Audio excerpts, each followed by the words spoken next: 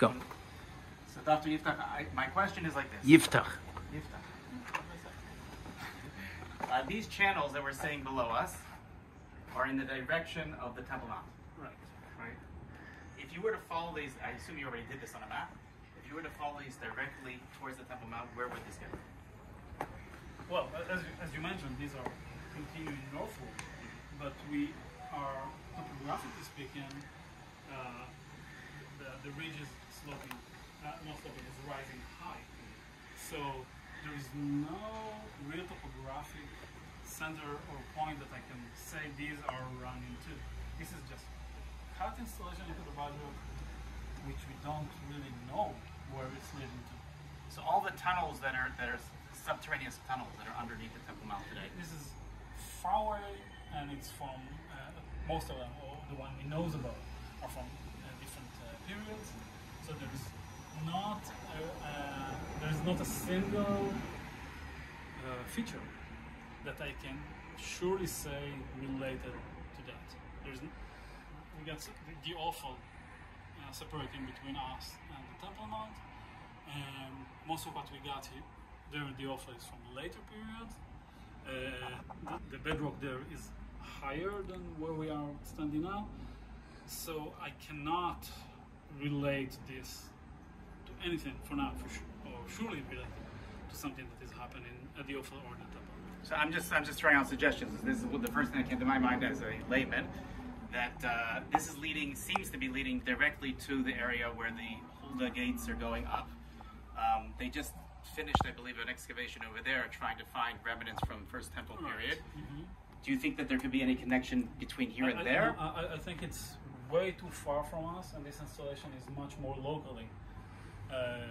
So I don't believe it's reaching all the way up to Hulda. You think it's self-contained? Self-contained. Self-contained. Self-contained. Installation, I mentioned before that we got some channels that are running north, but others that are running south. So I assume that there was some kind of circulation.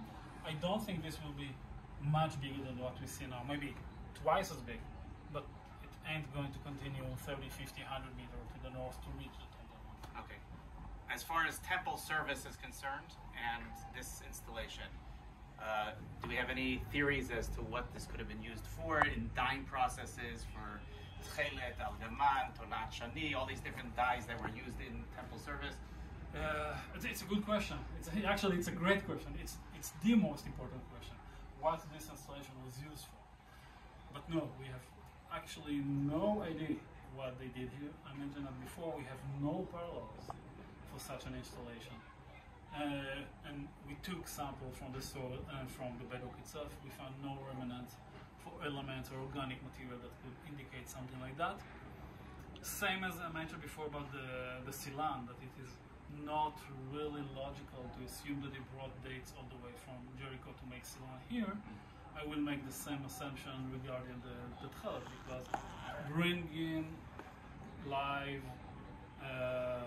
snails, from the Mediterranean here to Jerusalem to make the process here, it's so expensive, so I wouldn't assume something like that. And even if it was the liquid, it stinks, it smells. Well, that explains what you were saying before about why it would the be on vapors, an but island. you wouldn't put it right next to where everybody's sitting and working. But as far as tahara, as far as purification is concerned, you want it to be as close to the temple as possible because you don't want any to be somehow defiled on the way.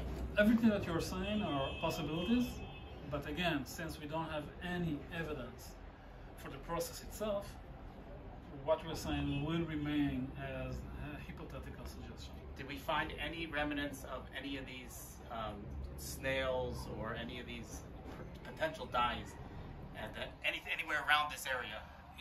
During the excavation in Jerusalem, in the city of David, some snails were found here and there, not in the amount that we know that are needed to make the dye, and usually not in the exact context. Some of them were found in much later layers, the Hellenistic and Roman. So some snails found their way here to Jerusalem, but were they brought here alive? I assume not. And when exactly they brought here, it's another question. Maybe just someone that was coming from Jaffa or from Dor or Akko and found something on the beach and brought it here. And they would eat them. They would boil them and eat them. So even if the dyes were brought from elsewhere, could these be used as tanning pools to be able to? The process of making the tchelet is so complex. We know that it was used and all the process was conducted at the same place. We do have some installation from Dor and other side. Everything was conducted at the same place on the coast itself.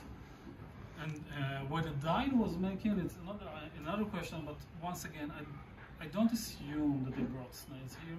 I don't assume that they brought large amount of dye all the way here to Jerusalem. It's just too expensive and too dangerous. If a jar of purple dye is broken,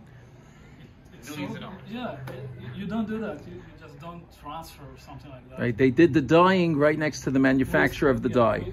As far as we know, at a snail's pace, by the way. Same place, yeah. So it's another suggestion. Actually, you're the first to suggest something like that. So congratulations. But I don't assume it's not for that. This is our cue. Yes. So, thank you. Thank you, Dr. Shalem.